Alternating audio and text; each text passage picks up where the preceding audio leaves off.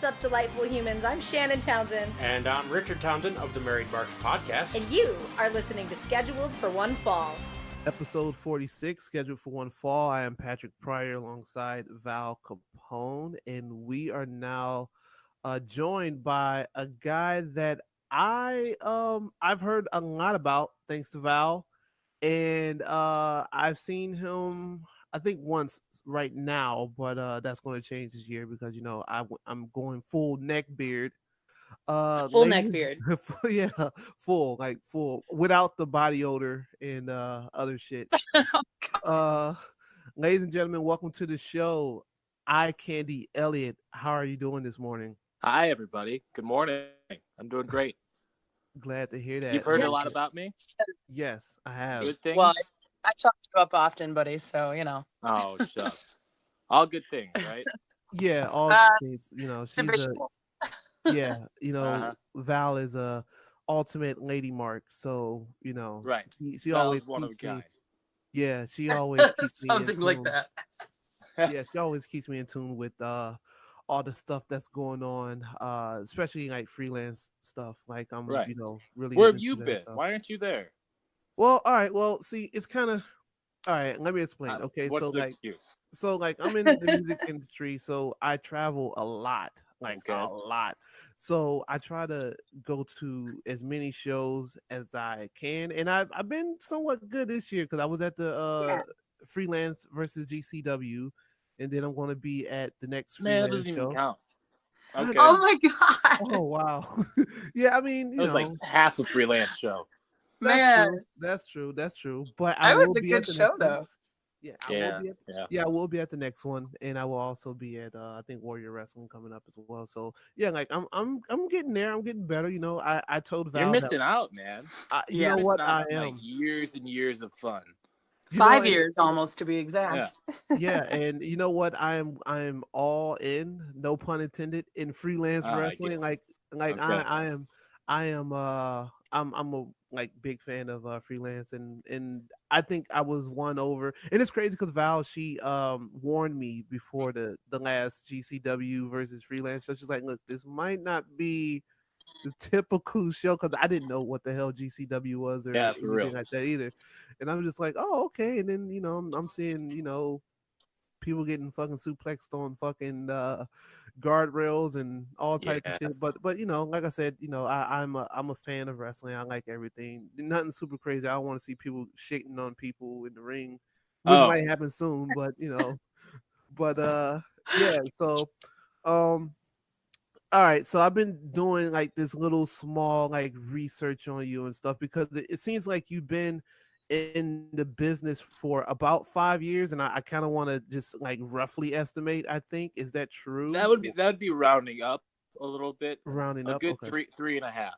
Okay, so That's what I'd say. before we get into all the the great shit, Dude, I'm so curious to hear what you've discovered about me so far. okay. So I know, me too. I'm excited for this actually.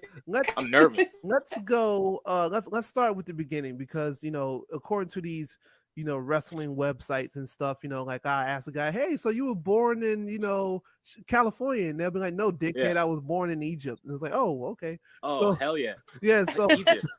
I was born in Egypt. Yeah. So Where where exactly were you? Yeah.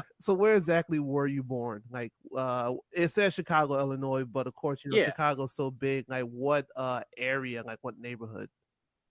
Oh goodness. I'm from the northwest suburbs. I'm from a tiny village called Itasca. That is my hometown. Itasca. Yes, Itasca. Yeah. Itasca is where Freelance Underground is having their shows now. Isn't So that that's kind something? of cool. It's strange. It's very, very odd. I never ever expected to be wrestling in my little tiny village, Yeah. Yeah, that's Who cool. would have thought there'd ever be a wrestling show there? Although it's sort of in like the industrial section of Itasca. It's not like we're wrestling on the main street, but whatever. Still. One day we'll get there, buddy. We'll get there. Right. We'll wrestle in one of the gazebos in Itasca. Right. Yes, That'd be amazing. I know all about Itasca. I think I stayed in a hotel there once. Not that. Yeah, long that's ago. just about everything to know about Itasca. Yeah. There's a hotel. Yeah. Yes, and so going into that, seeing that, saying that, like there was nothing to do there. I was going to ask No. you, like, what were the fun things to do? Because sometimes I talk to guys and like, oh yeah, going to Walmart. We were just hanging out at Walmart all Oh, day. right. Like that was our fun shit.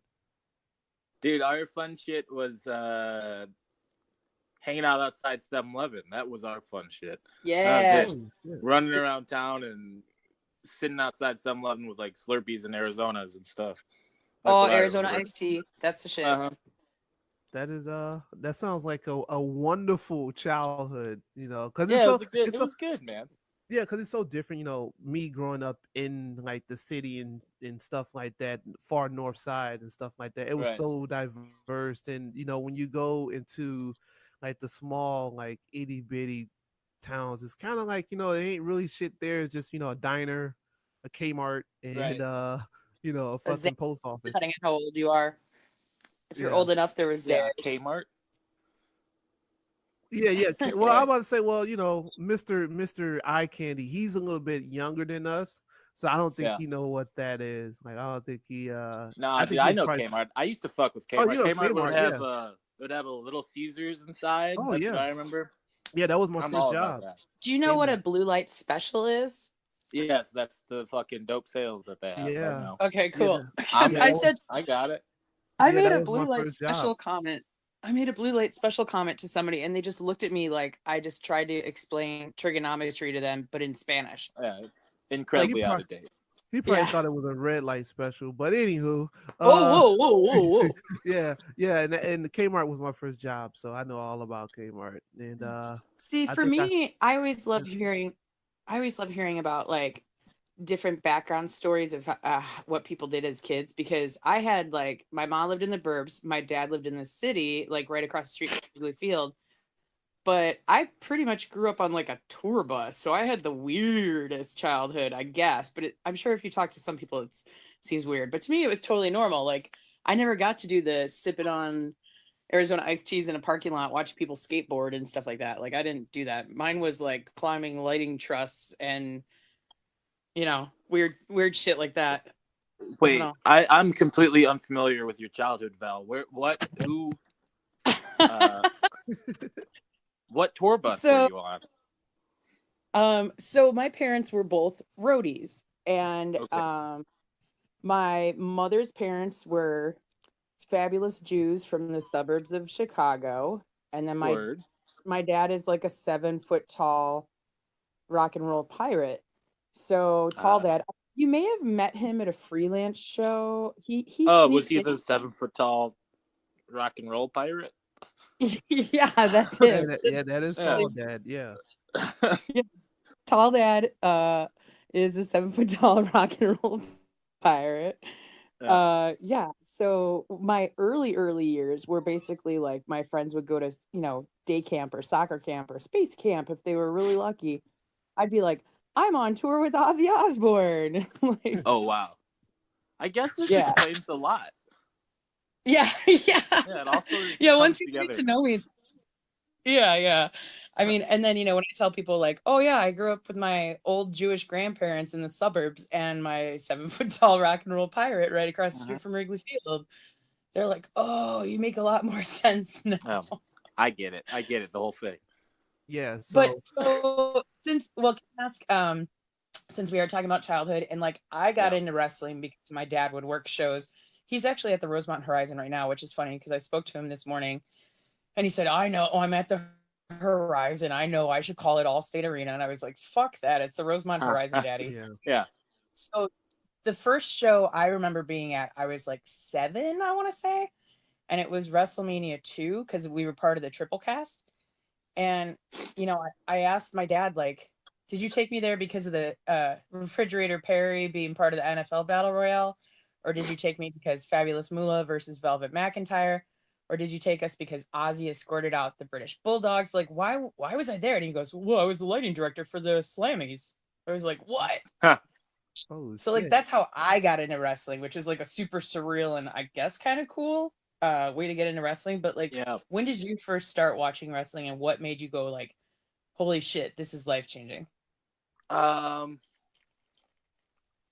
earliest memory It's always been like ingrained in me, but my earliest memory is like crawling on the floor of my parents' bedroom. My dad was watching Nitro, and Eddie Guerrero was on the screen, and he must have swore or something, and I repeated it, and my dad said not to say that again, and I don't know, that is just ingrained in my head as the first wrestling memory. I must have been like 3, therefore it was probably sorry guys, it was probably like 1997. That's how I know. I'm sorry, I I just threw up in my own know. hand and then threw it at a wall. Yeah, should I just hang up? I'm sorry. Oh no, Dude, I was already.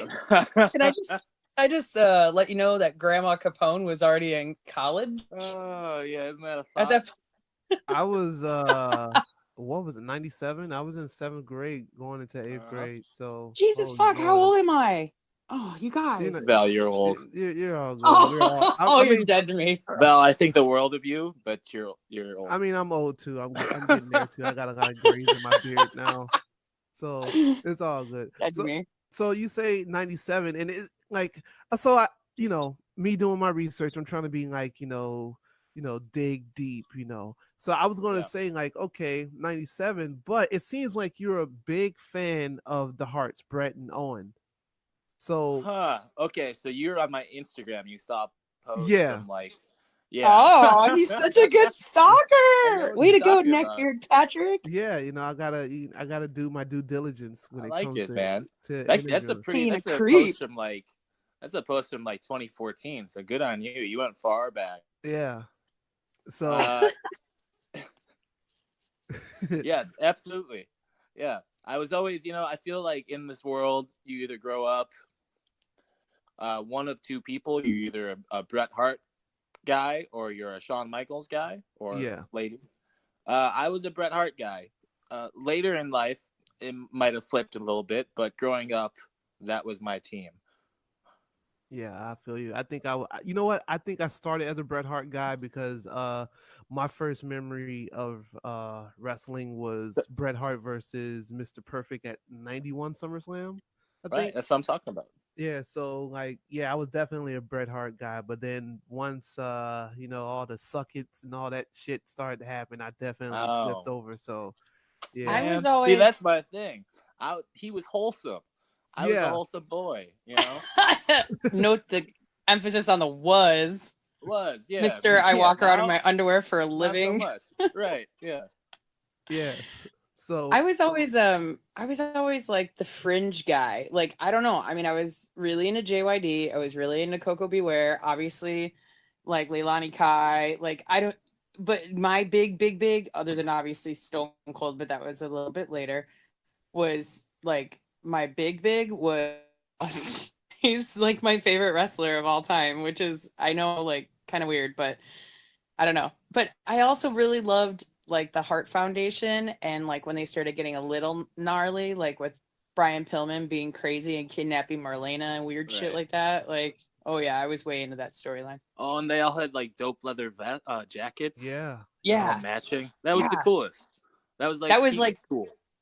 That was like PG Hart Foundation. Whoa, PG-13. Yeah. They didn't quite say for suck it, but boy, they had those leather jackets. Yeah. Yeah, they were really, really tough. So outside of I guess like Bret Hart and all that stuff, and growing up in a town where there was really much shit, nothing to do, I also want to dig into like it seems like when you were a kid, obviously I think everyone was somewhat of a video game guy. And it seems like your game to go to was Mario Kart. Damn. Okay. Wow. You're going way back to my Instagram, dude. I see that. No, okay. See, I wasn't a kid then. This was me living with my roommates in Chicago, getting fucked up and playing Mario Kart all night. Just because isn't right. Doesn't that sound great? Yeah. That's what we used to do. I feel like you guys would be like BFFs. Like, I think we are. Yeah. I think we're working Holy on shit, it. yeah. Yeah. See, I used to, and my character of choice was always Wario. And then I got in shape, and I was like, fuck this. I'm gonna be Mario, right? Mm-hmm. You see what I'm saying? Isn't that inspiring? Yes. It is inspiring. Does that mean that I'm gonna go from like Peach/princess to like Yoshi. I mean, Yeah, I think that's a step up, right? I don't know, or is it a step down? I was always a Luigi guy. I always liked Luigi. He I was feel always you, the man. underdog. He was always the underdog. Everyone always talked about Mario, and Luigi was really the one doing all the hard work, trying to save, Yeah, the princess. But that's another story. I don't even want to get real into it. talk. I hate Mario, but I'm so not gonna yeah, lie. so I never liked Luigi because I hate the Packers and he wears green. Whatever. yeah, Yeah, yeah, that's cool. yeah, that's cool. Yeah. So let's let's move up into, like, I guess, like the high school years. And I know, like, with me, that's when for me wrestling was like booming. I was, in high Yeah. school during the time during the Monday Night Wars and stuff like that. Was wrestling like popular like when you were in high school, or was it looked at as like, oh, that's that nerd shit, get, like, oh, like, Yeah, nerd because I shit. know because I know, like, back, me living in the city, like, it was so popular. Like, the biggest highlight outside of like eating in high school was probably the Tuesday after the Monday, when everyone would just come in. Oh shit, did you see what so and so did? Did you see when fucking Steve Blackman kicked, some just random shit, so, like, was it frowned China upon? for life. Yeah, China for Hall of Fame too. Yeah. So, HFS. like, so was it, was wrestling like, frowned upon, or were you even into wrestling? Like, at that time, because sometimes people, like, they start when they're young, and then they kind of like, oh, I'll do something else, and then they come back to it later. Or were you just a hardcore, like, yeah, I'm just watching wrestling every Monday or whatever the case may be? For me, I'd say through high school. So, throughout life, wrestling has sort of been like a solo venture for me. I had like a couple best friends in like grade school who would watch like, the pay-per-views with me or whatever if they were over. But Yeah. no, I never really had any friends who watched it, and that went into high school. And by that time, wrestling is sort of settled down a little bit. I was still a deep fan, but by that time I had some other interest. And wrestling, what was this? This was like 2010, 2011, 2012. That's my high school years. Mhm. Oh my god. I know. Again. Oh, I'm so old. Yeah. Yeah. Holy shit. But by that time, wrestling was a little out of fashion. I, of course, was still a pretty avid fan, but definitely wasn't popular at my high school. That's for sure. Oh, well, I mean, shit, I can't even remember my high school years. I was too busy Yeah. smoking the devil's lettuce and Word. watching I got you. and watching wrestling and shit, and that's how I guess, yeah, because like I said, back then where I was at, like, it was, I guess it was like the cool thing to do, like everyone was doing like backyard wrestling and shit like Right. that, and whatever. Yeah, I never had any friends to backyard wrestle. I have so many of my peers in pro wrestling come from like a backyard. Like, that's all they like. So many of them are friends from being like backyard wrestlers. I had nobody to wrestle with. I'm sure I would have, but Yeah, it's unfortunate. I'm sorry that you had to go through that. no, it's okay, man. I'd probably have like more CTE than I would need to have. You know what I'm saying? Yeah, exactly. Yeah, that's true. But Okay. I will say one thing. When I used to backyard wrestle many moons ago, I hated putting icy hot all over my body afterwards. Like, it was Right, complete exactly. hell. And plus, I wasn't trained at all. I was just jumping off ladders and getting hit with chairs at 17, 18. Think, oh shit, this is cool. And then I don't know what 2 + 3 is the next day.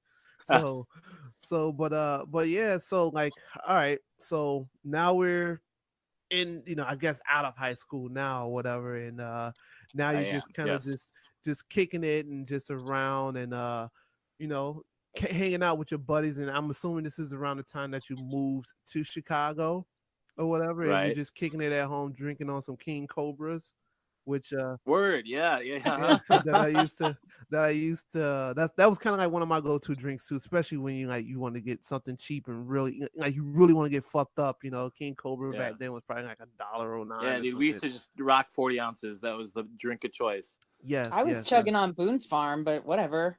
Oh man. Oh, you was I yeah. was See trying to that? be a classy broad with rainbow vomit, you know. Yeah. Good. Yeah. So all right. So now we're like I said, 18, 19 or something like that. Is Right. this around the time that you started like, you know what? Let me really like I guess let me wrestle. Yeah. Right. It was always this thing, this like pipe dream that I had. Mhm. Uh, I remember there was like just a point in my life where I was surrounded by all these like creative individuals living in the city. All my friends were in bands or what have you, Yeah. uh, and I was just sort of hanging out, and I was missing that creative port. You know what I'm saying? Yeah. Uh, I tried bands, I tried all that stuff. Nothing really stuck with me. My passion was strangely wrestling. That's the thing Uh-huh. that stuck with me. Uh, So yeah, I just remember sitting in my apartment in Chicago when I was like 19, 20, and just being like, man, it's now or never, Yeah. uh, I need to somehow get into a wrestling school. Uh, yeah, I think I started training when I was like freshly 21. I think that was the age. Mm-hmm. And it's crazy because like, I was talking to I think it was Matt Nix I was talking to, Yeah. and I was like, when did you start? Like, did you like go for any training? I think his training was just backyard wrestling, like him just Yeah. going around and like doing this thing. And I know for me, like when I wanted to get into the business many moons ago, when I thought I had the body and the look for it, wrestling schools were like slim to none. Like you had to travel Yeah. like super duper For far. real. So were you lucky enough to find like something that was close by and local, or did you have to travel out? I did. I remember that was my main thing. I remember looking for years. Like I always knew that I wanted to at some point train, Same. but I couldn't afford to relocate and like, I would love to move to Canada and train with, Lance Storm. I'd love to Oh move to yeah. Philadelphia at one of the slews of wrestling schools out there. Uh, it just wasn't in the books being able to move out Right. somewhere else. I did find something in Chicago. I trained at the Chicago Style Wrestling School. That's where I got my original training. That was in. It's located in like River Grove, so not too far away from where I was living. Yeah. That's cool, man. Like I said, man, it was just so, a lot of my buddies, and I'm pretty sure like it wouldn't have worked out for a lot of us anyway, but Yeah, it was just that fact that, it's like, man, shit, we wanted to wrestle, but there was nothing around, so, and right. we kind of was like, nope, like I guess we can just watch from the sidelines or Yeah, whatever. But right. yeah, so is this around like you've been just eye candy Elliott, or I Or guess Elliott Paul. Elliott Paul is Yeah, what so how did you all right before we get into eye candy Elliott, I'm I've been doing like my research, and obviously like I said, when I look at these things, sometimes a lot of shit is incorrect or whatever. I guess on file, your yeah. first match, or I guess like first big match, was at CSW, Okay, yep, that's true. and you were part of a tag team called the Young Oh Guns wow. with a guy Oh named yeah, Jake Andrews. yeah. Pretty cool So name, huh? The Young Guns. hey, Uh, that's catchy. I don't It's a know, lot of man. young, it's a, I young. fucking hated it. Oh So no. Oh okay, I no. hated it. I was just so so generic, I was like, but like we were sort of given the name, we were paired together. I mean, me and Jake Andrews, we started training around the same time, but like it was so uninspired.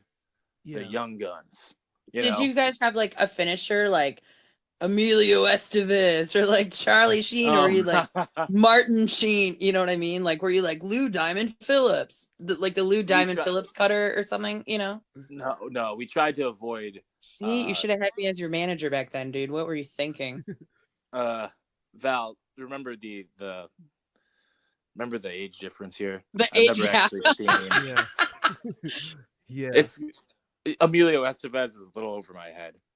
Grandma Capone can help you out. Yeah. And it's crazy. So I'm assuming that was like your first big match? Yeah, I'd say so. Yeah. Well, I think what was that?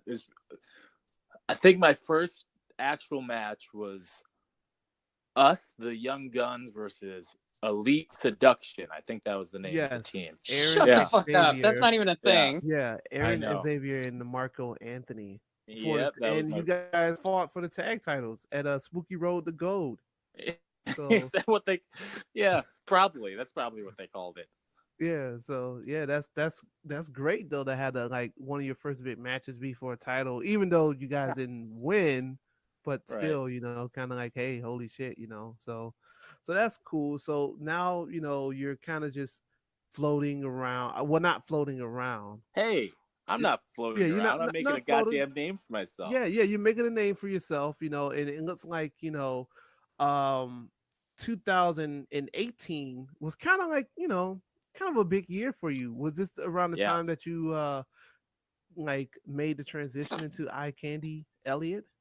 That was I started doing that in 2016. I left the promotion that my school ran out of and started sort of doing my own thing, and that's when I came up with that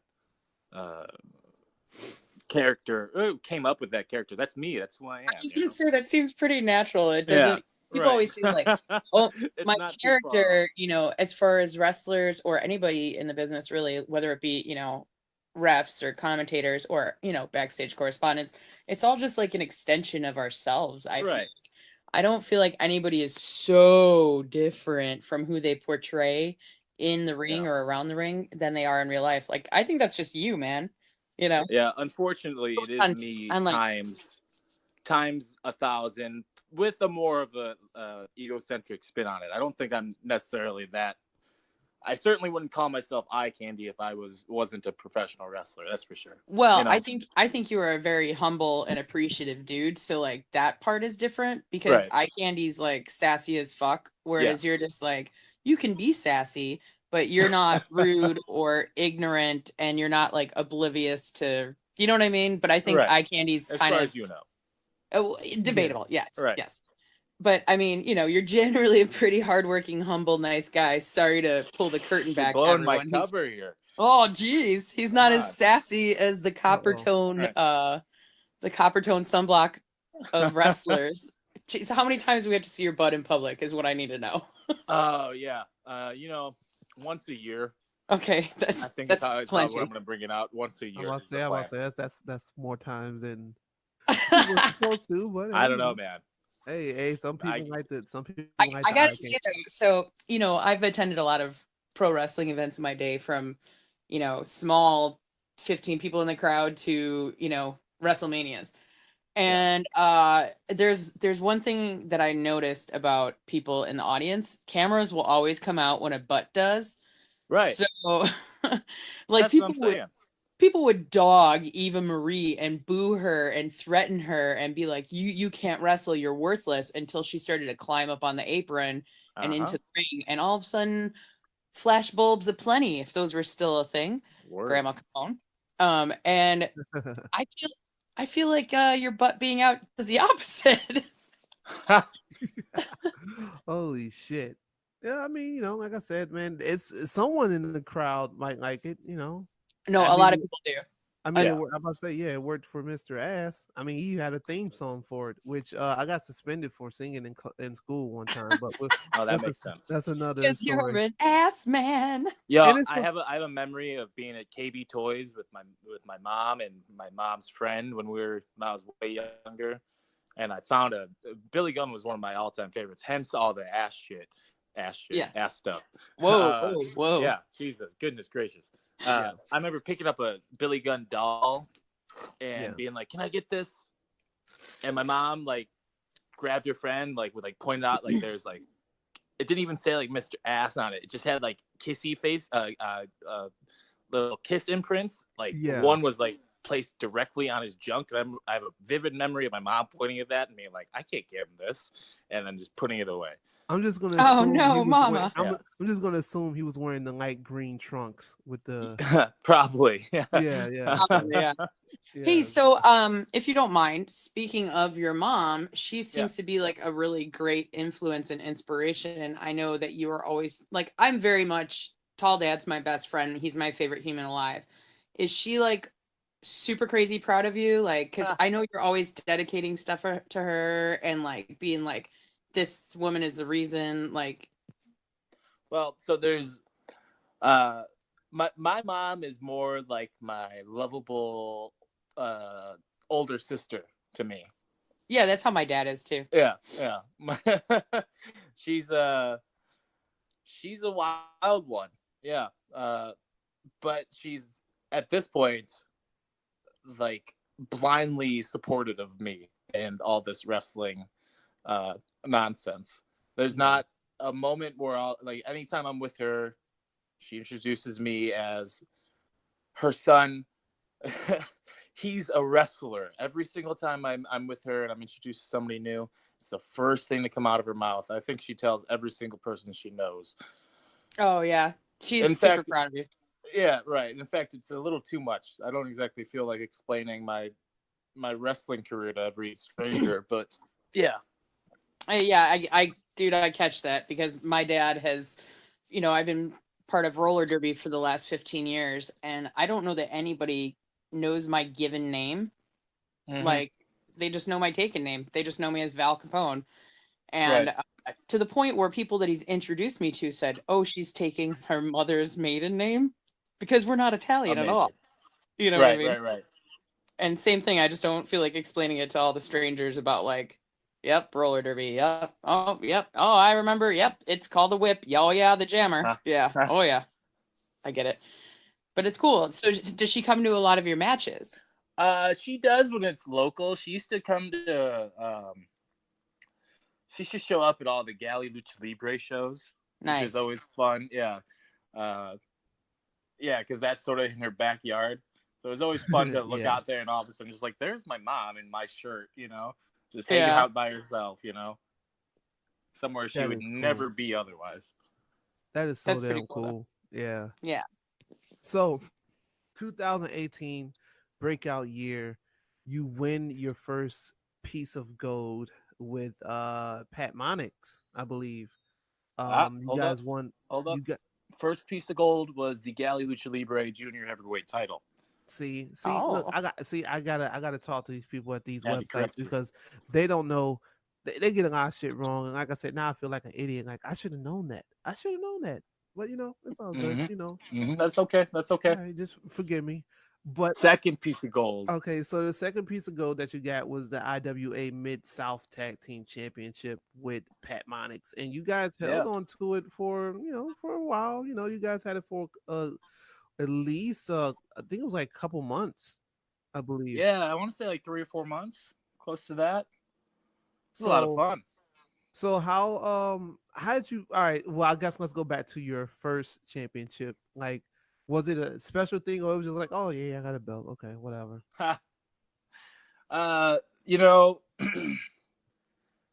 You try not to be one of those guys who lets a wrestling belt go to your head. Yeah. You know what I'm saying? It is one of those things where it's like, I got a belt, Yeah. You don't really try and you gotta stay humble about those things, it's just a wrestling belt. So it wasn't like you wasn't like in the ring crying like Shawn Michaels when he won at WrestleMania or anything like that. You wasn't doing any of that. No, you can't be a mark for pro wrestling belts. No, sir. Oh, that's a lie. You can't. I would bawl my eyes out. Are you kidding me? Depends. That's why I hold the microphone. That's fair. It's why I hold the microphone. It's fine. No, because I always picture like when guys like get their belts and stuff like that. I'm not saying like when you get it, like being in the ring and crying and bawling and shit. But once you walk behind, behind the scenes, it's kind of like, oh damn, this is kind of surreal. Or you just like, you know Yeah. what, I'm just gonna no sell this shit. Yeah, I just got a belt and kind of just Right. just sit it That's down. the way Yeah, it's done. That's the way it's done. I mean, of course, it is always an honor to be bestowed uh, that trust to be someone's champion. yeah. But you really you you should probably shrug it off. You probably shouldn't freak out about it. All right, so I'm gonna have to keep that in mind if I ever do enter Yes, the sir. business. And Uh-huh. You'll get I'm some not dirty gonna. looks backstage.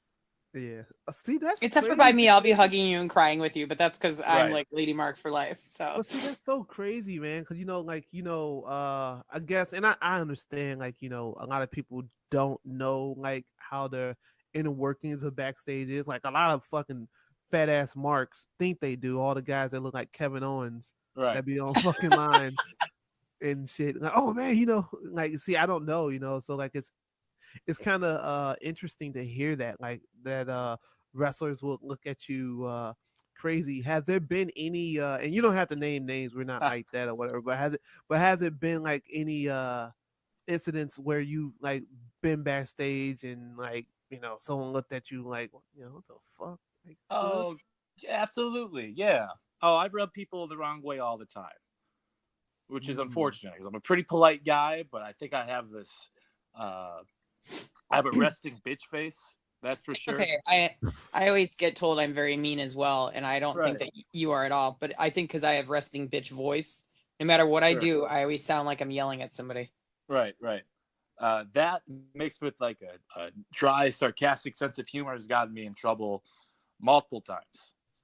When you're younger in wrestling, you have a good 3 or 4 years really where you are walking on eggshells constantly, and you will be torn to shreds by the older guard yeah. if you are to slip up, So there's just endless amounts of, well, maybe not endless. I've been sort of behaved, but there are some stories. No, but see, without naming names. Yeah, like that's, like I said, it's unfortunate because I know like sometimes a lot of people are not strong enough to get through that. Like they'll get back, stage and like, man, this is not what I They're signed up testing you, for. that's for sure. Yeah. It's not a business for it's not a business for weak people. That's to put it lightly. So it's safe to say that you happen to walk on eggshells. Wrestlers had you like do shit, nothing crazy, but just I wouldn't say like hazing, but like you said, definitely testing. There's a lot of that going on backstage. Like there's a lot of carrying bags and breaking down rings and things of that nature. Oh yeah, it really doesn't end for a while, man. I still you still have to tear down the ring. You still have to play your part in that way. I think we all do that as a community now. Yeah. Especially with, and I've noticed that a lot with freelance, like a lot of the guys, like, some, I know, like, I see like a lot of the videos that Val posts up. It seems like that group seems like to be okay, and you guys have been around each other for a while and stuff like that. So it always sucks, to hear like, oh man, like, man, I was, wrestling over here and like everyone treated me like shit and stuff like that. And like I said, I know a lot of guys that were, trying to get in the business and they went through that and they were just like, man, fuck it, man. I'm just about to go and work at a factory or some shit. Like this shit is for real. Like the pay's not, even enough to even go through that. And it seems like only the strong survive, and only the guys that really, really, truly like wrestling, like that's it, If you want it, you'll stick around. That's for sure. That's true. So being, Mr. Eye Candy Elliott, I'm pretty sure, like you said, you have this resting bitch face that you have. And I'm pretty sure, like, you rub people the wrong way and stuff like you just said. What's the craziest thing a fan has said or done? Like, have you had any like stalker moments, or have you had anyone saying like any crazy shit to you or anything? Man, there's so much stuff going on in my direct messages that I can't even like name an example. Yeah, It is never ending. yeah, I know Tony Deppen when he was on the show, he said he had a lot of DMs from guys wanting to have sex with Yeah. him. He's had people saying they want to like slit his throat. And Ah. it's kind of like you know. Yeah, no one wants to hurt me. It's mostly these people wanting to buy my socks and stuff, you know. No one really wants to Oh, well, slit my you know, throat. that's crazy. Who knows who knew that there's a market for Eye Candy Elliott in the foot community. Holy Oh my moly. goodness. I Believe mean, me, there I'm is, not man. surprised to hear that. I got to be Yeah. honest. I'm absolutely Uh-huh. not surprised. That is As crazy. as somebody that plays roller derby, we get weird shit all the time. And if I have one more person ask me to buy my tights off me after a game, I'm gonna strangle them with them. Except for they'd probably enjoy that too much. I'm So gonna say you're better All than right. me. Like fuck that. I'm selling socks, Yeah. You tights, could probably just whatever. sell them. Yeah. Yeah, I'm about to say, I'm selling everything. But yeah, that's crazy. Yeah. So you said you had, obviously like people in your DMs and stuff like that. You haven't had it hasn't gotten to the point where you had so much heat where someone was like, oh, I'm gonna kill you, or I'm gonna do this, or I'm gonna do that. No, God, no. Oh goodness, no. No, not yet. No. No, that's not well, yet. well, I'm then you're working good for it. then. Yeah. Okay, so outside of that, okay.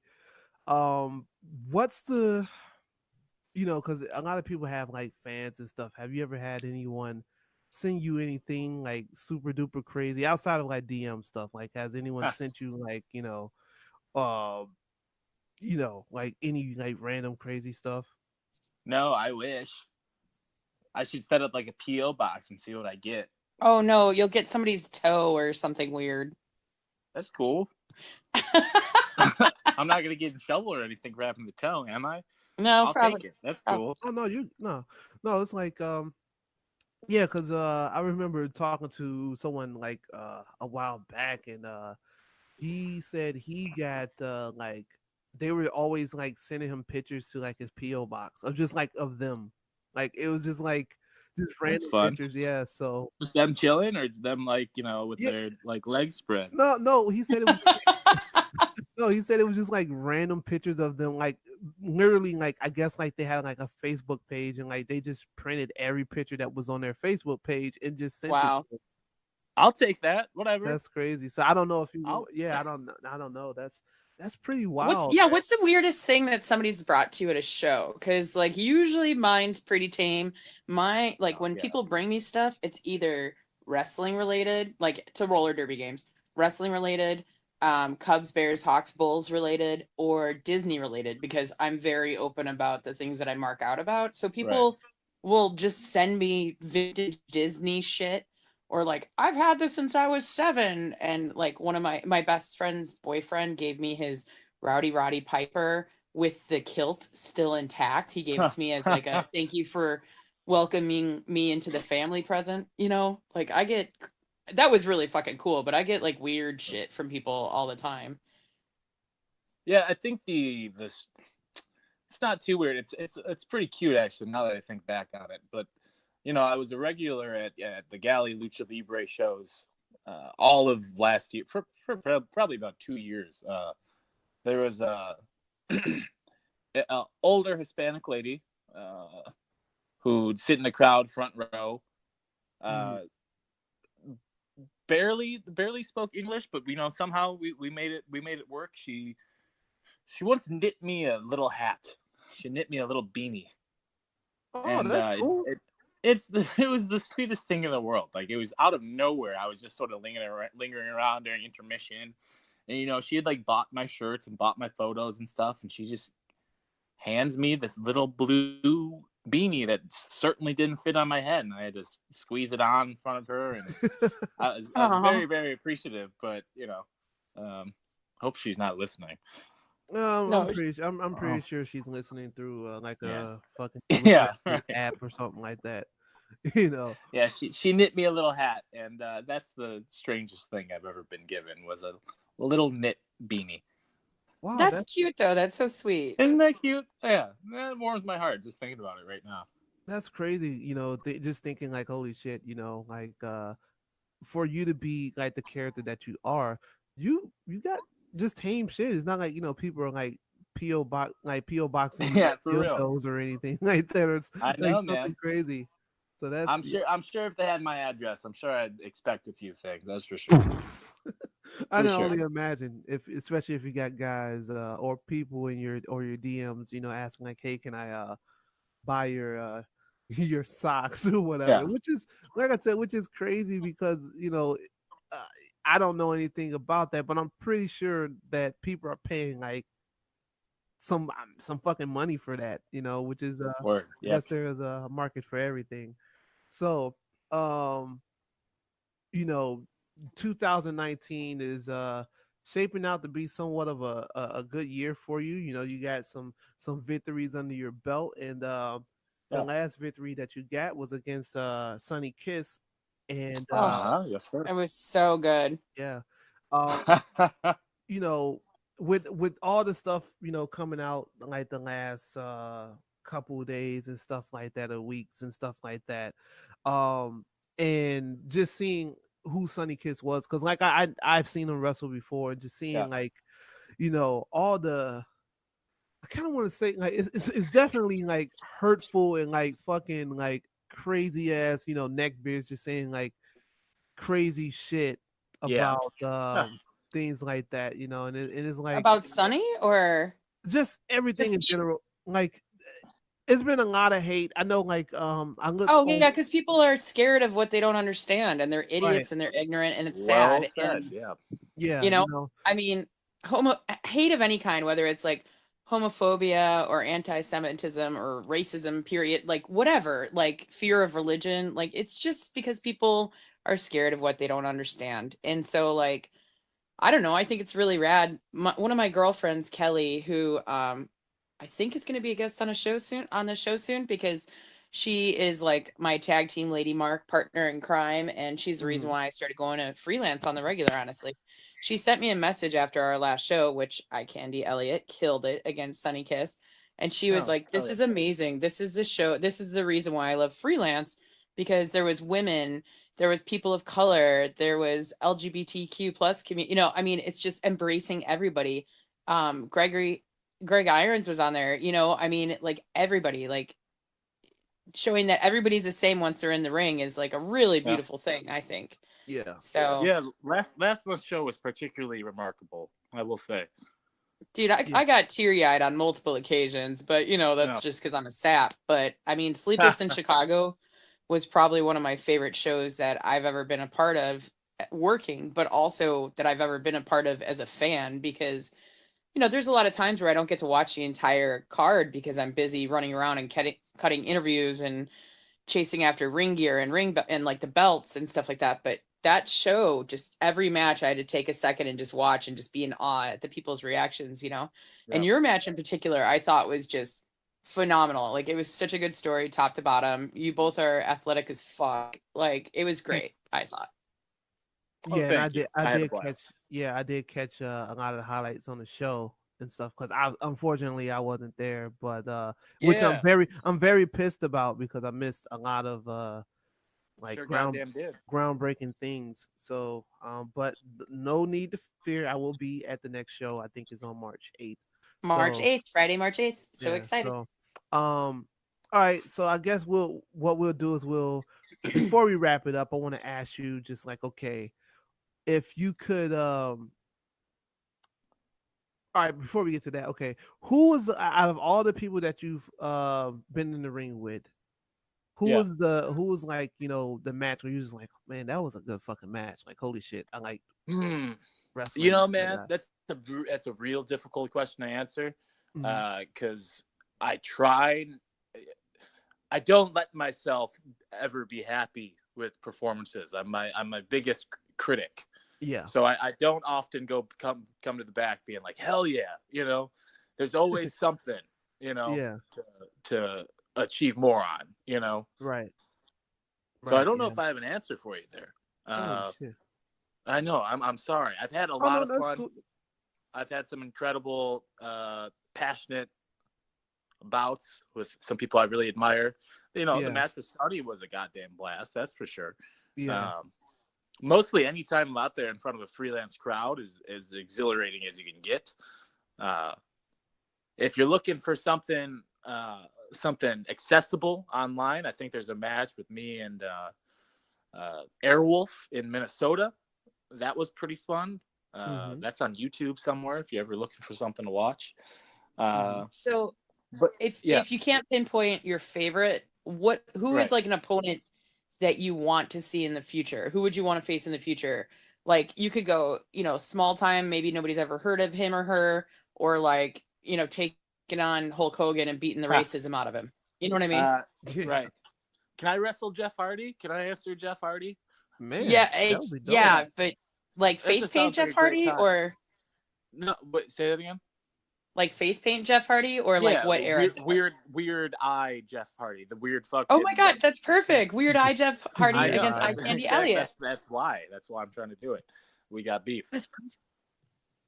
Yeah, that's right. Yeah, you do have the weird eye. See, I've been doing my research. Oh, that's a real polite way to say it, dude. Well, yeah, The you cool do as have- shit eye. The fucking Yeah. dope eye. Okay, The David Bowie eye, babe. Don't even Yeah. sweat it. Yes. David Yes, Bowie the is a Da- Foxomatic Rex. yes, the David Bowie I'm eye. teasing. No, It's weird as hell. It's fucked up. No, Blind. it works. No, it works. I think that because I would say this though, because when I first saw you, I'm like, okay, this guy, like, yeah, He's like that was the beautiful. first thing I noticed. Well, that too, but I was like, Yeah. man, this guy got two different eyes. Like, what the fuck? And it's not like every other wrestler, like you said, they do the weird eye shit where it's like the all white right. contact. Everybody has a contact now. Yeah, I'm original, man. I feel like everybody has to stop doing that shit because that is mine. yeah, we're gonna have to figure out we gotta figure out how to trademark that shit or some shit. The only we person who don't can want- do it is Kane. It's me and Kane, and that's it. Well, yeah, Kane, yeah, I guess. I would hope that he's not wearing contacts while he's the mayor of Right. Knoxville. Yeah. Oh but man, I hope he is. Yeah. I hope he that would be is. kind of cool. Yeah, just have him walk around with just the mask and the fake hair and just be at City Hall and shit. That would be pretty dope. So, yeah, so where can well, I'll wait to the end of the show. I was gonna ask where people can fucking find you, but yeah, that's fucking yeah. So, but yeah, like man, it's so great to hear stories and stuff like that. Where do you see yourself like? So you've been doing this, roughly 4 years, like you said. Like, where do you see yourself? Let's say in the next 5 years, where would you want to be? Like, what's the ultimate goal for you? That's a good question. I don't really have an end goal, oddly enough. I try and do that on purpose because my end goal is to just. Someone's at my front door. Ain't that something? Hello. My me. dog is yeah. There's maybe some guy dropping off some socks for me to sign so I can Yeah. give them out. I might be on to something. I gotta figure something out. I'm about to start selling Eye Candy. Eye Elliott candy. Fucking dude, if you want to open up the shop, please. Yeah, absolutely. yeah, I just can't do it myself. That's weird. I'm gonna talk But to if Pro somebody wants to Wrestling do it for Tees. me, please. Yeah, I'm gonna talk to Pro Wrestling Tees and be like, hey, matter of fact, hold on, give me a second. Let me see who the fuck is at my door right quick. do your And thing. you guys continue to like. Oh, never mind. They stopped barking. I guess it was just probably the mailman or some shit. By the way, Eye Candy, his dog's name, Yes. to throw back to earlier in the conversation, Yoshi. Yes. Yes. Yoshi That's is cool. he's a Japanese Akita. So he's I don't know what that looks like, but I imagine it's precious. yeah. Oh my God, he's cute as fuck, he's dude. a big ass 115-pound dog. I'm trying to train him so he can like me and him can wrestle and shit. Maybe I can get in the business that way or some shit. Yeah. Uh-huh. No, but okay, so there's no end goal for you, and obviously like you have time on your side because you're like young as shit. Because and, you're a fucking baby. yeah, Right, I wouldn't exactly. say that, but Only because I'm Look, old. I'd like to see the world. I'd like to do this for a living, but really, I just want to do my craft right. That's it. yeah, I just want to have a lineage of work that is respected. That's all it is, really. I just want to be a respected pro wrestler. And when I do that, that's success to me. You know, Yeah. grow Well, my fan just base be as far as I careful. can. What's that? Be careful. I'd say be careful of that because, Go Hideo Itami just wanted people to respect him, Oh, and yeah. now Yes. Yeah, y'all, he wanted respect, and we saw what happened with him. They showed his ass Right. a door. Or no, he actually left. But yeah, so yeah, man, like I love hearing your story and stuff like that. And it's unfortunate because I want to find so much more stuff on you, but seeing that you started kind of, like not that long ago, Right. it's not really, much, like I had to like, obviously like stalk your fucking Instagram and shit like that. And I wasn't about to be full neck beard and stalk your Twitter back all the way to 20 fucking whenever you started. Yo, my Twitter starts in 2009. Oh yeah, see, Believe it or not. yeah, Yeah. yeah, I wouldn't. Yeah, Yeah. no way in hell. No. I don't Please have don't. I don't have all that. please don't. No, It's me tweeting like song lyrics when I'm like a freshman in high school. You Oh know? God, so like 2012. Just kidding. 2009. Uh-huh. 2009. There you Gross. go. By the Thank way, you. gross. I know. no, you're I know. good. Oh, God. I just know with me because, like I said, So I've been on Twitter for a long time, and I think everybody said like some crazy shit. But in this day and age, you have to like be very careful. So I know I scrubbed all my tweets from 2009 to like 2017 or whatever. Yeah, So I went ahead and erased everything that I could. yeah, I don't know if I said anything. I don't know. I was in high yeah, school. that's the thing. Yeah, like I don't know. Yeah, like I don't know what I said, and like I said, we're Right. in that day and age where you don't want. Hey, did you see that? Eye Candy Elliott said in 2019 that like you're like Right, when what? I was 15. Yeah. Yeah, like what the fuck? Yeah, and yeah, that's crazy. But yeah, man, It like makes me nervous just talking about it. Let's stop. Let's move yeah, on. how about we let's talk about wrestling instead, guys? yeah, let's get into that. Obviously there's been a lot of news that's happened. I think the biggest news that happened was yesterday, Undertaker being announced at Starcast 2, which I think is fucking shocking. You Fascinating, think really. so? Yeah, You guys really think so? I don't think so. I think I don't think it's that shocking. I think it's not surprising, especially since what was it, 2 weeks ago he removed all mentions of WWE from all of his social media, and he started posting pictures of him as Mark Calloway and not so much the dead man a few months ago. Like he obviously wants something different than what WWE wants for him, in my opinion. Yeah. Because I think he's just trying to make a buck. That's it. yeah, that's Yeah, it. for Yeah, sure. he's definitely turned into a male whore on Instagram and stuff like that. But it's to me it's shocking because when you look at Taker, he's like, oh man, he's a WWE guy. You would think like but at the same time I thought like Jericho was a WWE guy, and look how that shit happened. But Yeah, But here's the thing. not to poo poo it, but it's a very it's not like he's gonna be wrestling on the show. He's just signing some autographs at a convention. yeah, Right. that's true. It's exciting to think otherwise, Yeah, but Well, no, Yeah. I would rather never think of him wrestling again because I got to be honest, since Royal Rumble 2017, my love for the dead man has like wavered because of how I just wish that he wouldn't wrestle. I just wish that he would be this Yeah. ominous figure and he could leave all my memories intact of him being like an immortal badass. And now I just see him as like a sad shadow of what he once was because I've seen Yeah. him up close too many times and watched how the years have not been kind, understandably because he's put his body on the line his entire career. But I don't want to see him in a ring ever again. yeah. Ever again. I think that last match that he had with him, Kane, and Triple H and Shawn Michaels, it was a hard watch.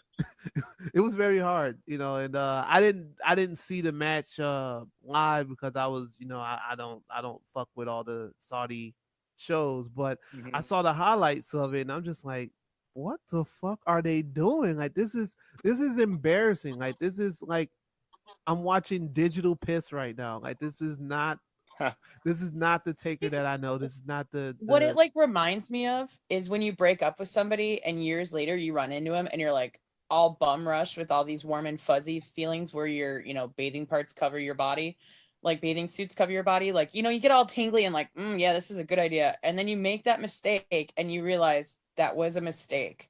I feel like that about The Undertaker now. I feel like he's like the gorgeous love of my life that got away. And so I went back second chance. And now I'm just like, no, we ended this for a reason. Like, you know what I mean? Like, that's how I feel about him. And I think it's great that he's doing a convention. It's just surprising that the first major one that he's doing, especially after removing all the WWE tags from everything of his, is the direct heir apparent to the throne of, trying to take down WWE or at least be a competitor. You know what I mean? Like, that's the only thing that's shocking to me is like, but it's not even because that's business. That's like you said, Eye Candy is like, he just wants to make all the money and I don't blame him, Yeah, it's and yeah, that's, I mean, he deserves it, man. Like, fuck it, man. He's put many years, he's been with them for, I mean, since 91. So yeah, like I said, I'd rather just see him yeah, but so is a gobbledygooker, and I don't see that turkey anywhere.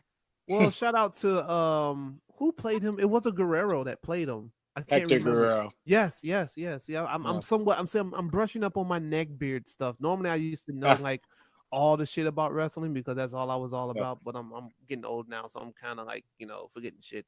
But yeah, so that happened. Then we also had speaking of like AEW stuff, they sold out Double or Nothing, which I'm kind of upset about because once again I was trying to go to the show and I went to StubHub and I was telling Val I saw tickets on there for like $2,000.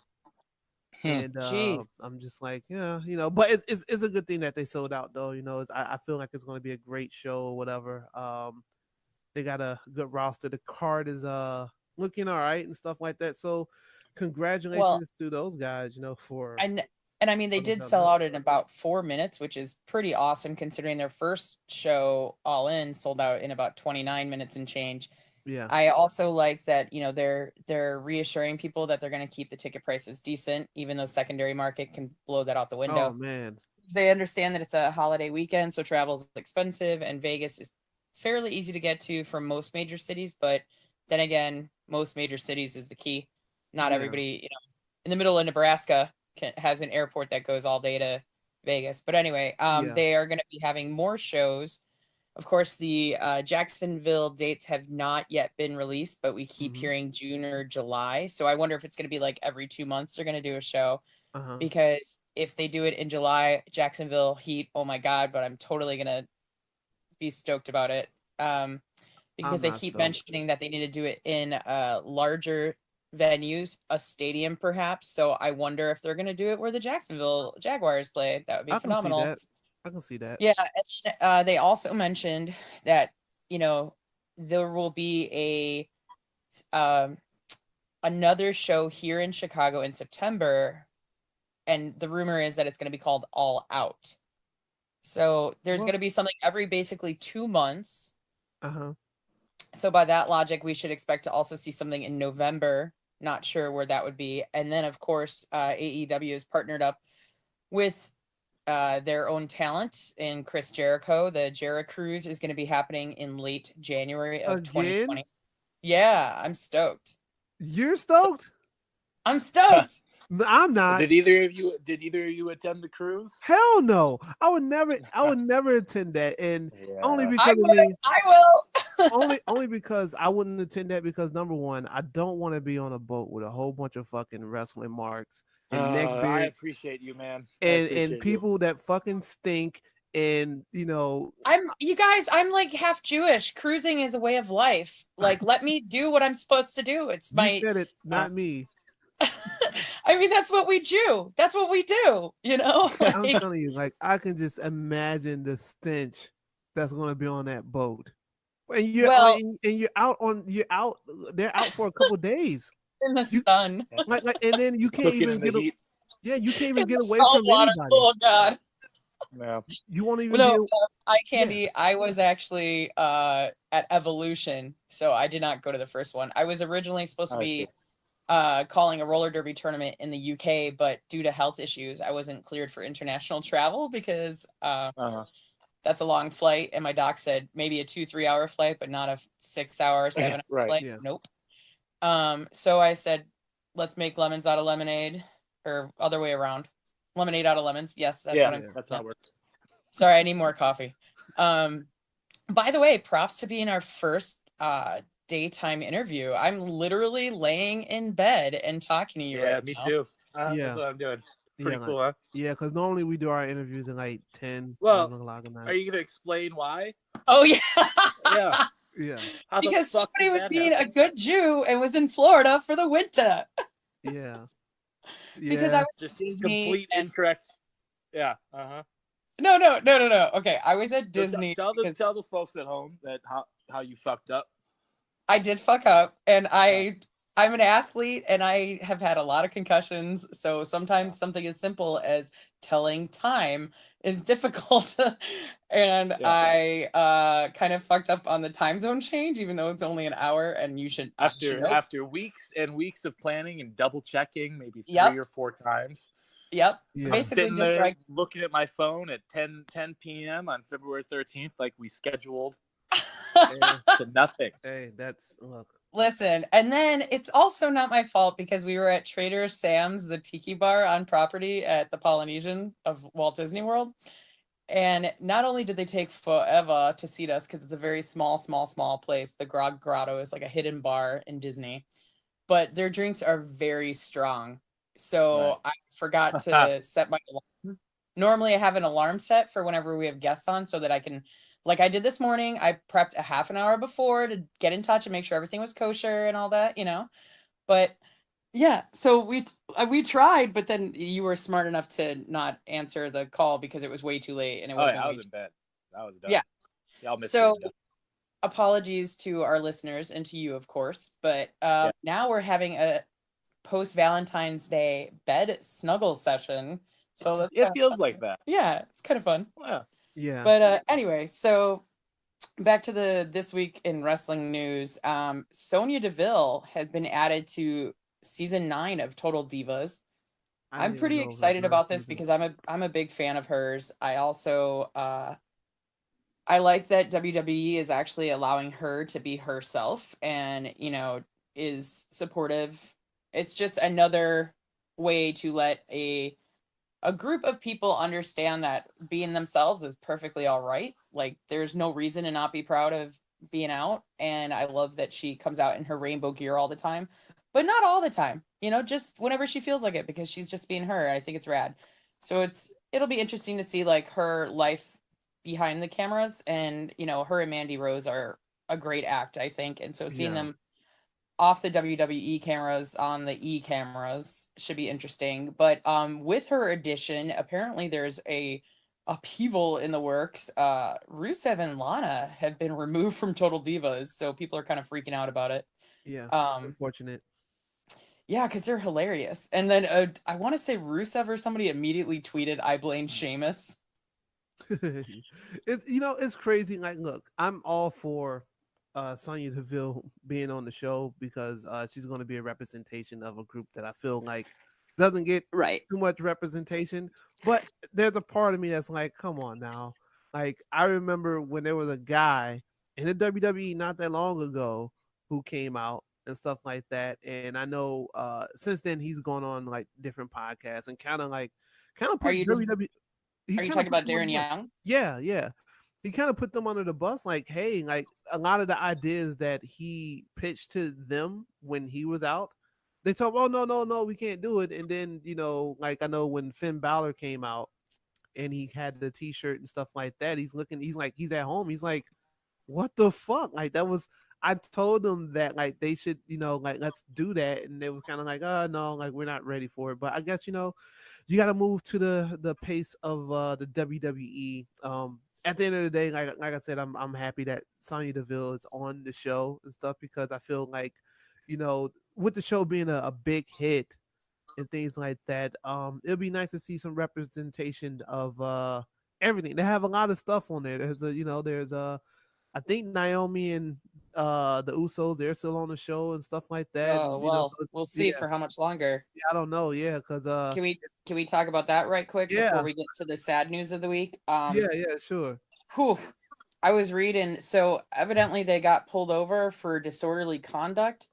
Naomi drove the wrong way down a one-way street, and they Yeah. had her get out of the car because the car smelled like alcohol so much.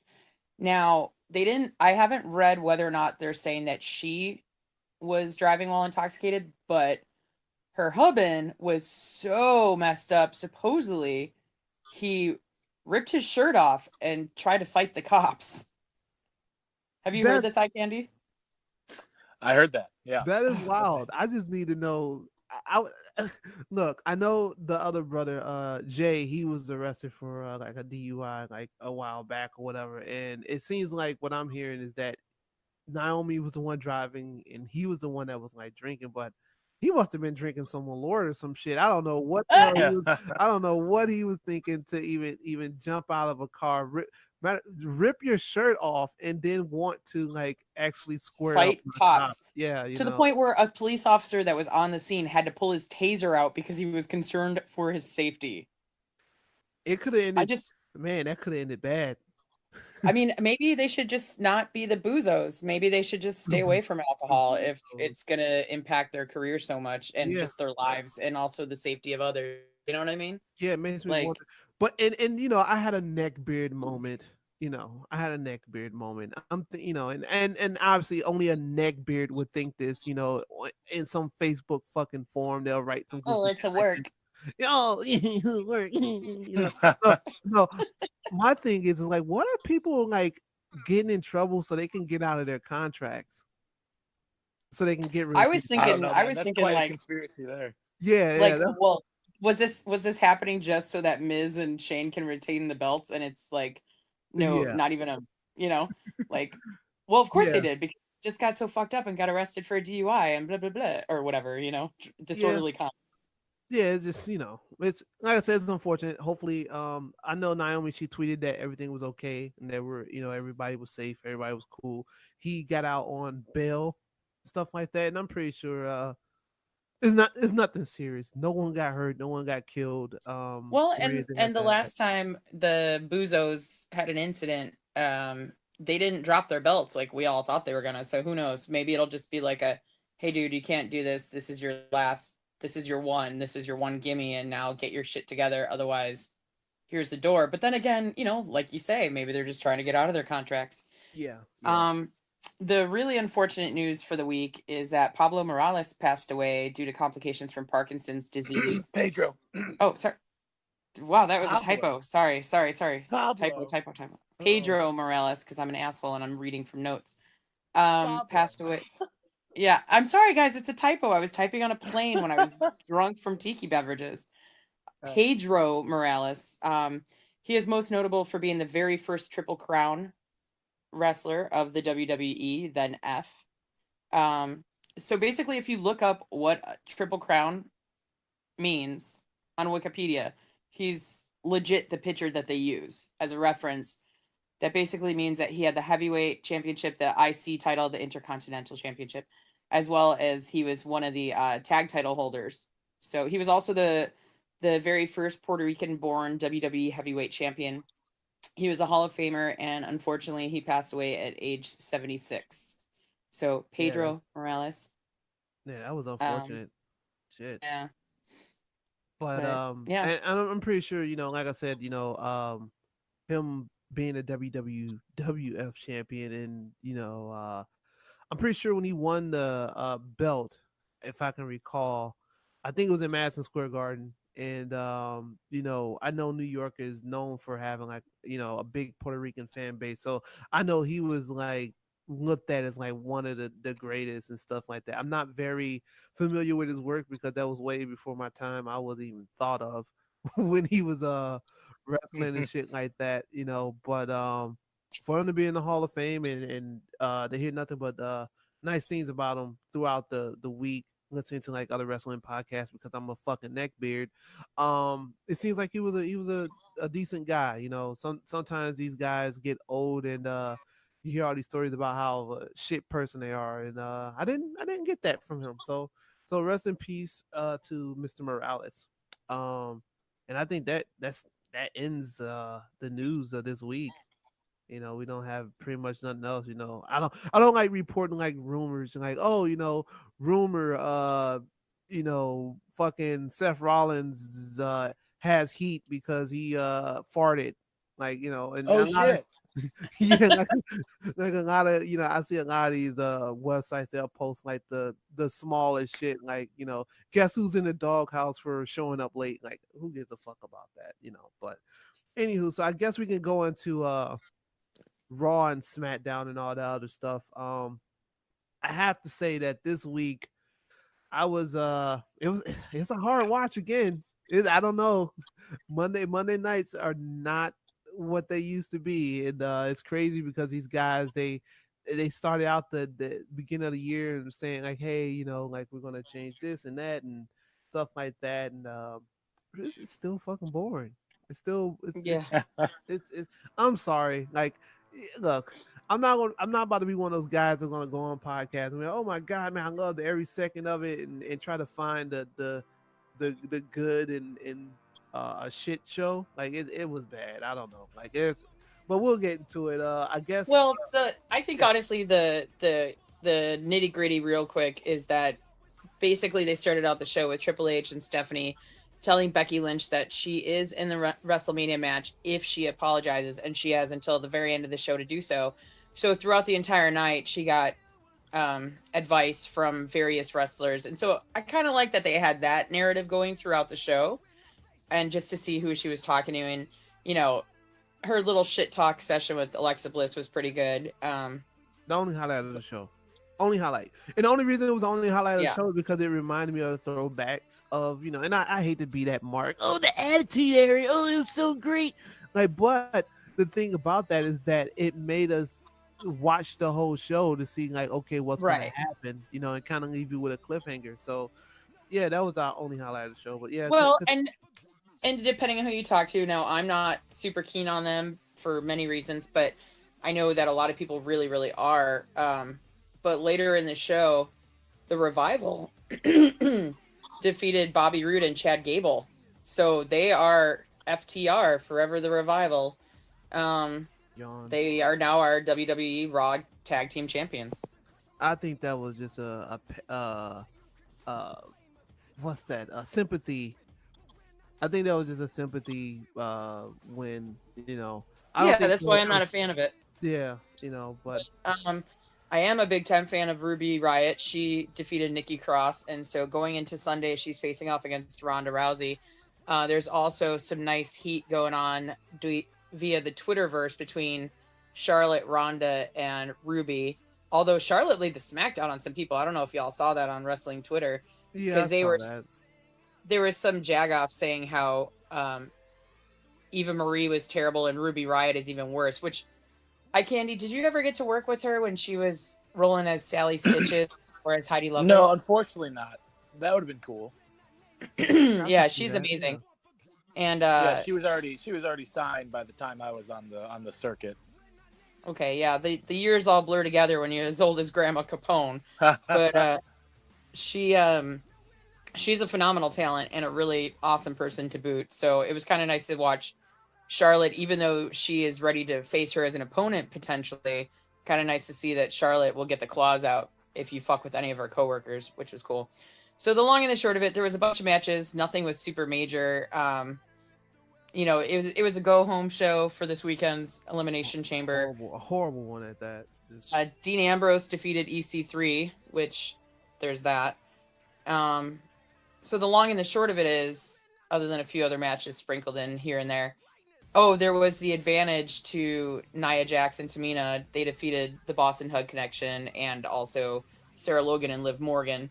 So they don't have to come out first. Sasha Banks and Bayley are going to be released first from the Elimination Chamber. So at the end of the show, Becky did end up apologizing, and Triple H and Stephanie accepted her apology and said, "Congratulations, you're going to WrestleMania." Until the actual man, Vince McMahon himself, came out and said that Becky and Ronda, who was now in the ring with her as they were doing their spiel at the end of the show, they had bad attitude problems, which it was kind of weird because he was railing on Becky and then he goes, "You too, Rhonda." It was like they both got grounded by angry dad all of a sudden. So Vince suspended Becky for 60 days, which, if you do the math from the time in which the show aired, that is 5 days after WrestleMania. So she needed to be replaced, and who did he replace her with but my homegirl, my favorite, Charlotte Flair. So Look, I think that's basically so that they could keep the man running. well, And yeah. Obviously, they wanted, and plus, I feel like they're doing that because Ronda's been getting booed out of yeah, the building exactly. so someone has to take the heat, And Charlotte's really good at that. yeah, and look, I love Vince McMahon and all that, but stay your ass you? at home. No, actually, I don't. I think WWE is real racist, but that's another story. I was gonna say that is Yeah. the first time I've ever heard you say those words, yo. Yeah, no, my bad. I was about to be politically correct. I think WWE No, is fuck racist. that. Yeah, I think That's not- WWE is racist as shit. But I will say Vince McMahon has had a big part of my childhood and stuff. He made sure that I was in the house every Monday. So, but yeah, I'm Not to be surprised confused with the classic pay-per-view in your house. Yeah, Yes. those were classics. Yeah, and it's like Vince, stay your old ass at home. Just worry about the XFL. I feel like, oh man, I used to be excited when Vince used to come on, back then, and then a lot of people don't remember he had a moment where he was like real racist. I think a lot of people remember the John Cena thing backstage, him and Booker T, and he said the N-word. But Man, a lot of people Oh yeah. you remember Yeah. how he would just sort of make out with every single diva every Yeah. week Oh, for years and years and years? He would literally just make out Yeah, with he had every single signed woman on the show. he I had swear a run. that was literally every single week for Yeah. about 5 years. Yeah, he was definitely doing his thing, and I remember he used to walk out in the ring when he was the ECW champion. He was wearing a Oh, God. do-rag, and this is doing his beef with Bobby Lashley or Bobby Eyebrows or whatever you want to call him. Like, yeah, it's like, dude, I'm thinking like when I'm a teenager or whatever in my early 20s when all this stuff is going on. I'm like, man, this shit is, I don't know. This is, I don't know. I'm kind of feeling some negative vibes with this, but at the end of the day, I guess we forgive a lot of things that go on in the wrestling business. Like there's obviously some things people won't talk about, especially with what's his name, Benoit. That's what we're gonna call him. Oh yeah. And stuff like that. But yeah, Vince is just one of those guys. Like I wish the Benoit thing never happened, because when Vince McMahon got blew up in the limo, that should have been the end of Vince. Like it's very like, I don't know. I don't like seeing Vince McMahon on TV. And another person I don't like seeing on TV is Kurt Angle. Well, that's coming to a close, so you're good. It's a tough. Look. We've been watching wrestling all our lives, and we seen how Kurt Angle move. And like I said, I still think Pillhead Kurt in TNA was probably one of the best wrestlers ever. Like he was doing some amazing shit. But watching like this last run and stuff like that, and I know they're kind of giving him like the Ric Flair treatment, kind of like having him fight Baron Corbin and Drew McIntyre all the damn time and getting beat to sleep and shit, and then Braun Strowman comes out and like saves him. Like, he doesn't look good in the ring. And I mean, you know what? I'm not going to even say that because I'm not a wrestler. I don't know how it is. So I don't want to be a neckbeard about it. But I think me just speaking as a fan, it's like, man, it's really hard seeing Kurt Angle, who I used to see do fucking moonsaults and all types of shit. Like, he's having a difficult time. Like, the transitions, how wrestling is supposed to be so fluid and smooth. And like him, it's kind of like clunky a little bit, but love Kurt. So what I would say for this, and I say the same thing for a guy like Undertaker as well. Yeah, it's sort of, you can't compare them to themselves of yesteryear. It's a part of the story now if it's done correctly. They're Right, yeah. older, Right. but you could be able to get lost in that now. That's why I still enjoy watching Kurt Angle, as long as he's not, there's working it to your advantage. Yeah. And watching an absolutely. older veteran wrestler like that, sometimes that works. You know, you think of like Terry Funk in his latter half of his career when he was just an old man doing crazy shit. You know, sometimes it's part of the story. You I know, mean, I thought his Yeah. match when he tagged with Ronda in the mixed tag match at WrestleMania against Tripp and Stephanie, I thought that was awesome. You Yeah, know, he right? did his part. Yeah, he did his part. it primarily was Ronda whooping everybody's ass, but when he was in there, it was peppered with goodness, you know? And I still will always sing, he's just a sexy Kurt, he'll make your ankle hurt, and it makes me happy every time. So, um, Yeah, for sure. I got to be honest, something that I'm not happy about, although this is the downside of being a very accomplished athlete. Mustafa Ali will not be competing this weekend in the elimination chamber, and I'm super sad about it because I was so stoked for him. He's been plagued by injuries since he got called up from 205 Live. Really unfortunately timed kick to the face by Randy Orton resulted in that eye swelling shut and then his head bouncing off the announcer's table. Between the two of them, he has sustained a concussion, so they will not clear him to be on the safe side, which thank you for caring about his brain because he is a beautiful human. So he's going to be replaced by one of the members of the New Day. WWE also recapped Charlotte replacing Becky Lynch at WrestleMania against Ronda Rousey for the WWE Women's Raw title. So this is just another crack in the egg that is the brand split. You know, there's been discussions lately that they're going to do away with it. This is a pretty good way to do so. Yeah. Having two of the top women from SmackDown fighting against the top woman from Raw. Charlotte poked fun at Lynch for getting pulled from the match and basically just got the crowd to hate her even more, which I thought was awesome. I love heel Charlotte. Oh, she's so good. She's so mean. She's so wonderful. And she announced that she'll be sitting front row at Rousey's Elimination Chamber match against Ruby Riott. There was an Elimination Chamber stipulation match. Carmella and Naomi defeated Mandy Rose and Sonya Deville, as well as the Iconics, who never actually got into the match. So good on them, because there was no advantage for winning this match. But if you lose, you're at the disadvantage. The Miz and Shane McMahon hosted a Miz TV segment with the Usos. The Usos talked about being disrespected by McMahon and the Miz, calling themselves the best tag team in the world since they aren't even really a tag team. They just kind of made one up. Yeah. After exchanging words back and forth, McMahon and Miz clinked their belts before starting to walk away. And then, of course, the Usos bombarded them with perfectly timed super kicks, laying out both the tag team champs. And then the second half of the show was entirely made up of this gauntlet match, which I thought was amazing. And it was exciting as fuck to watch people's reactions online. The winner was granted final entry into the Elimination Chamber match on Sunday. So this was a big deal. This is a big deal. This is like the golden ticket, right? Mm-hmm. And they had the members of the New Day come out. New Day come out. I really need more coffee. Yeah, I feel you. I'm already stumbling over words, and I got to go bartend at 1 p.m. today. Oy vey. But so out of the three members of the New Day, Kofi Kingston emerged as the competitor, which was him versus Daniel Bryan. That was like about a half an hour of some amazing, no rest holds, just serious, intense Kofi and Daniel Bryan style wrestling. I mean, it was beautiful to watch, I thought. And he defeated Daniel Bryan. So he remained alive. And then he went up against Jeff Hardy, still came out on top.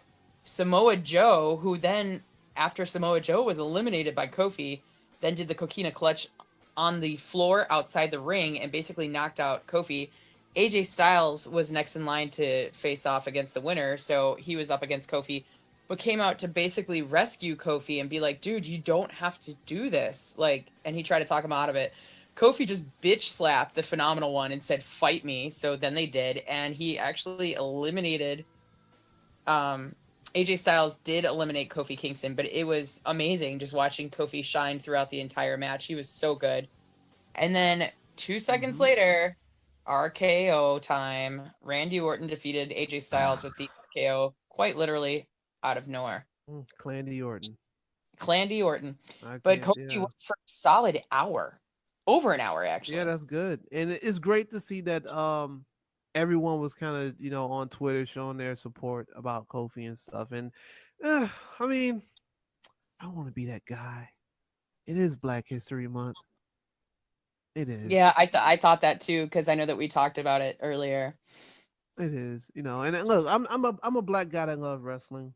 You know, like I, I'm happy that Kofi is getting like the props and shit like that. And I hope he does well in the elimination chamber. If is it official that he is going to be him, or is it they haven't made an announcement of who is going Oh to no, be? yeah, it's officially Kofi. Okay.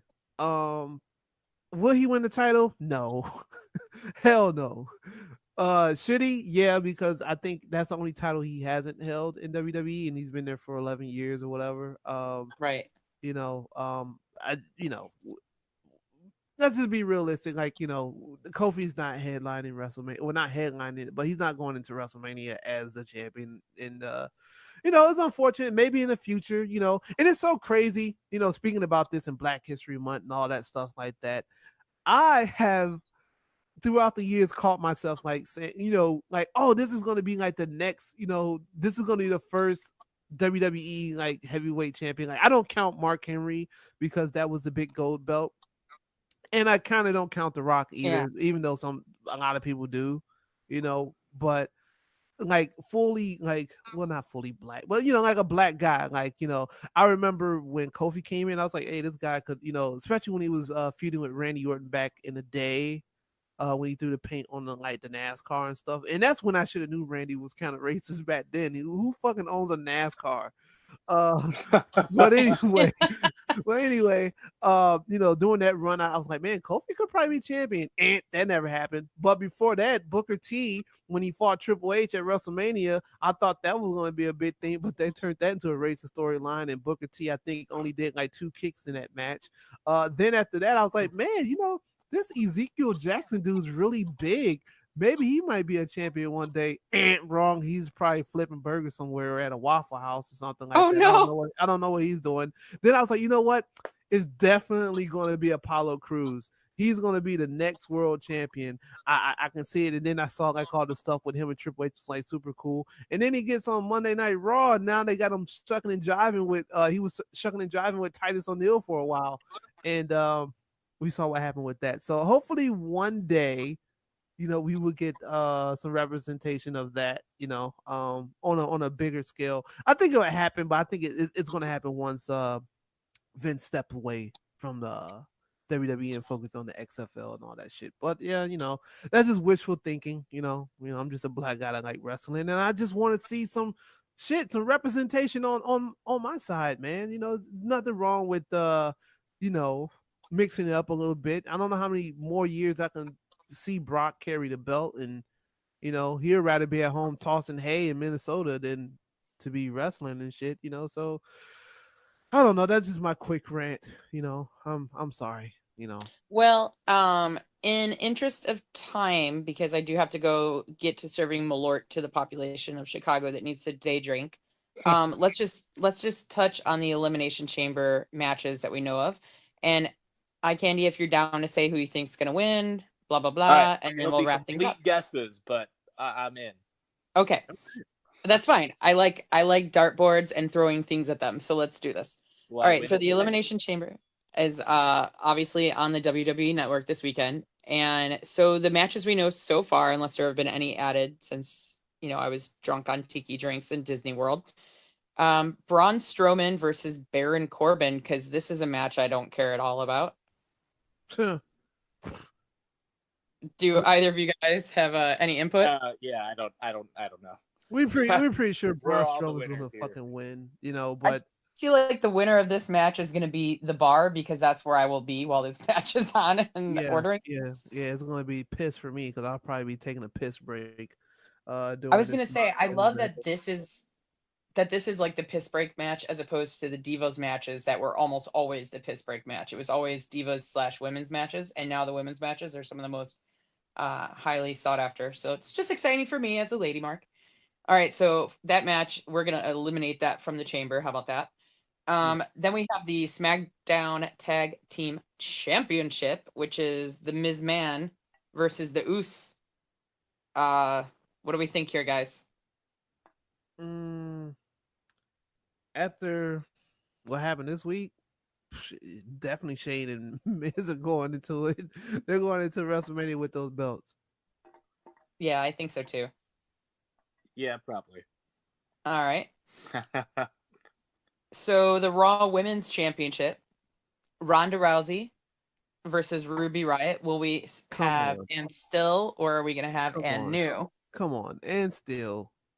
Okay, and still, you're right, but I'm a Cubs fan. I'm an eternal optimist. I want to see my girl win a belt. God damn it. Yeah, the only belt she's walking out of that arena with is the one she walked in there with, and the one around her waist. Whatever. Like it's not gonna be that championship belt. And it's like I said, it's unfortunate because I think if Ronda wasn't in the match, she would definitely win the title. But it's Ronda Rousey, they're treating her, they have her on a high pedestal. And like I said, I'm not going to say who wants to see Charlotte versus Ruby Riott at WrestleMania because I do. I'm pretty sure there's some people that want to see that, but Ronda Rousey's there, you know. So unfortunately, nonetheless, I'm super stoked for Ruby Riott that she's even in the women's title picture. This is amazing. So the Intercontinental Championship is up next, and it's a handicap match for Finn Balor, who will be taking on the current IC champ and his moving mouthpiece, Lio Rush. So Bobby Lashley and Lio Rush versus Finn Balor. What do we think? I want to go with and new. Finn Balor is going to take it. That's what I was thinking. Like I love Bobby Lashley and Lio Rush. I think Lio Rush is probably one of the best heels in WWE, and we'll see. I know he's gonna turn some heads with what he do in the ring and stuff. Because I feel like he hasn't really had a chance to showcase that on Raw. It's normally him just getting beat to shit by Finn Balor and taking like 80 sling blades. Yeah. But I think we have and new. All right, Eye Candy. I don't know. I don't know where that story is going. I feel like they have much more planned out for that. So probably a retaining champion would be my guess. All right. So the first he picked the black guy. Oh shit! Right. Exactly. I wasn't gonna say it, but.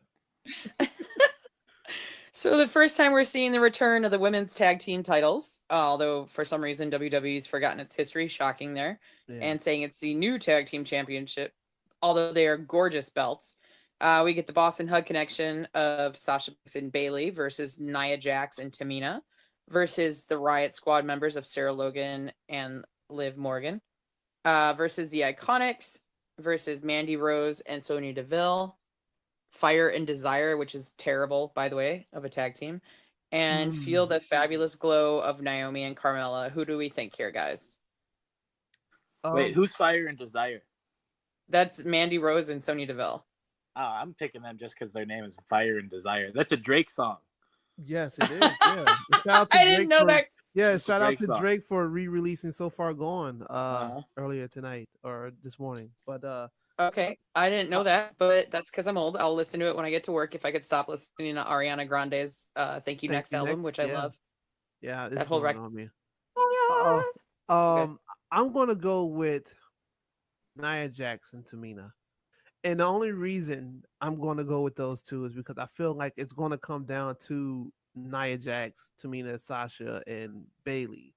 And I feel like they're going to eat the pin, Sasha and Bayley, and then that's going to set up Sasha and Bayley for WrestleMania. So that sounds like it. Boston Hug, So, but that I really want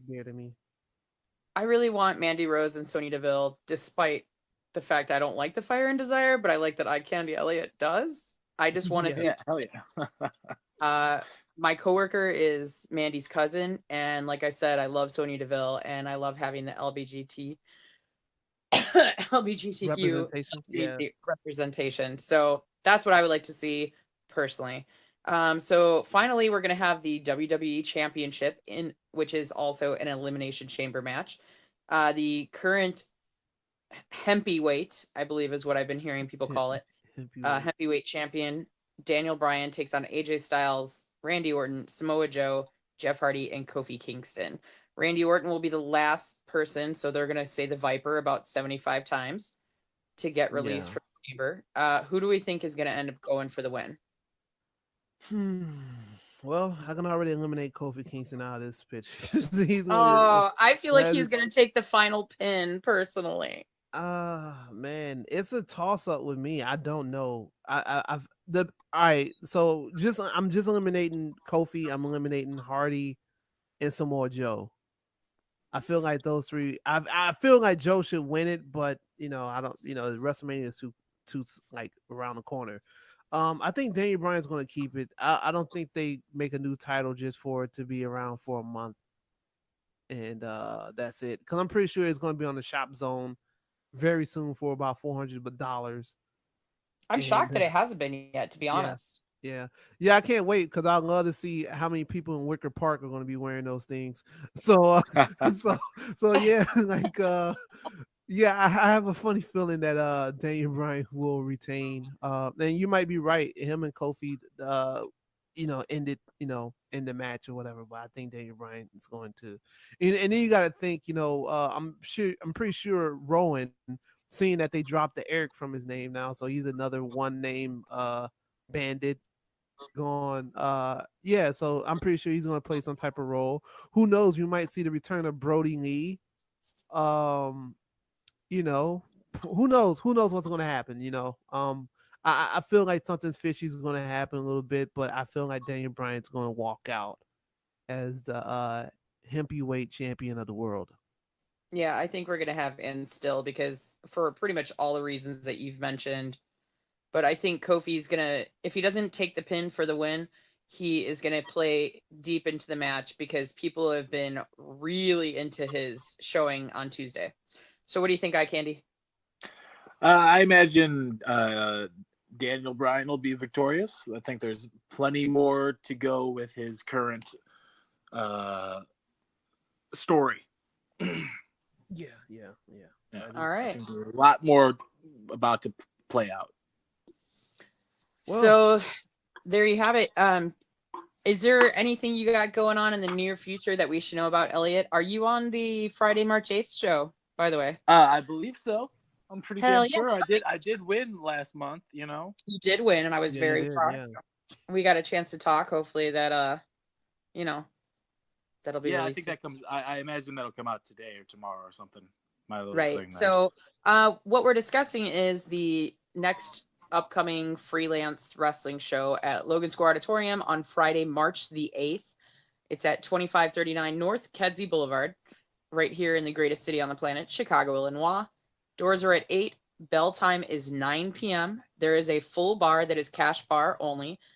General admission tickets start at $20, and I believe front row goes up to $30. There's second row, I want to say, for $25. They can take plastic now at the door, but the cash bar is still a thing. There's an ATM on premises. It's going to be a sick card.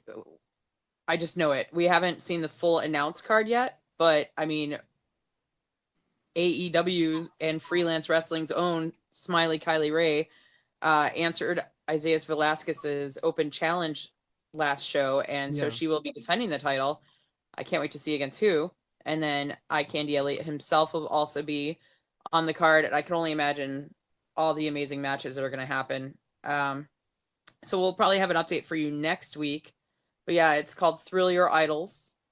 Eric Cannon will be on it. He's probably most likely taking on Ethan Page. Once again, they've got a nice blood feud going.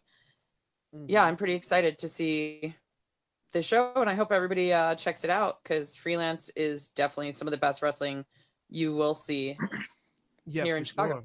Yeah, definitely, for sure. Yeah, and live on independentwrestling.tv.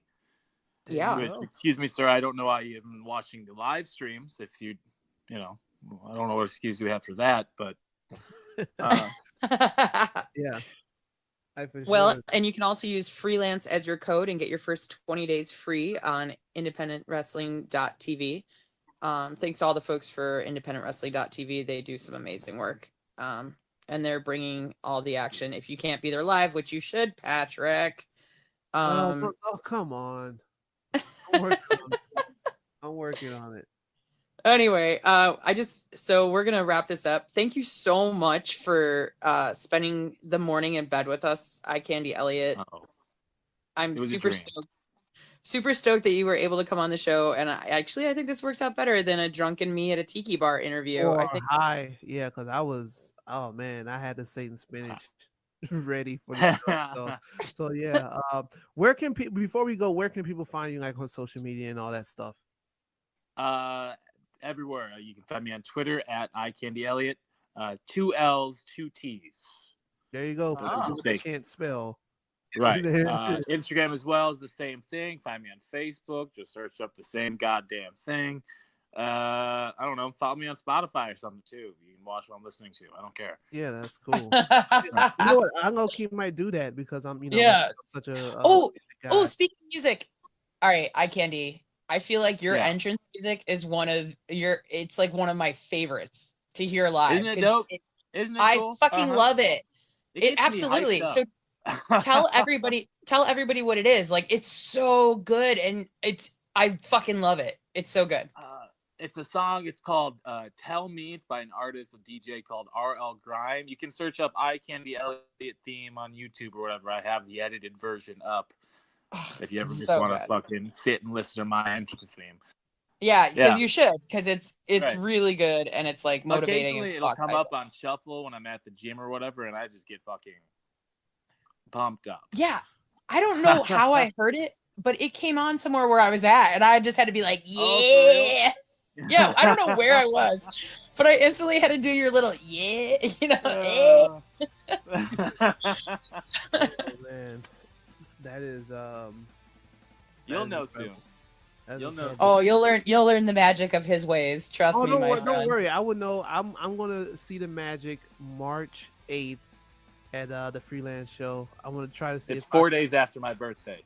So. Oh snap! Right. So that I don't know. Yeah, we gotta take maybe a cake or something. Yeah. No, don't say that. It'll end up in your face in the ring, and then I'll have to clean it up, and that's a nightmare. You know what? No, fuck that. I'm gonna bring you a King Cobra. Oh, hell yeah. Dude, absolutely. Celebrate after the match. But I gotta go to I can't find that everywhere. I gotta either go. You can find that at the corner store in fucking Logan Square. That's used to where I used to live in Logan Square. That's where I used to get them all. Yeah. So yeah, we'll find you a King Cobra, and we'll have a drink after the show or whatever. I love it. Obviously, if you're not busy, because Eye Candy Elliott, is a very busy man. I will make time. Fighting off men trying to buy your socks. Yeah, right. All right, so now we are scheduled for one King Cobra on March 8th.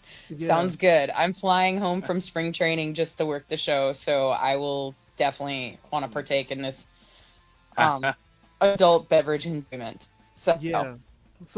In the meanwhile, I do have to head over to the historic Nisei Lounge and get to work on getting Chicago drunk.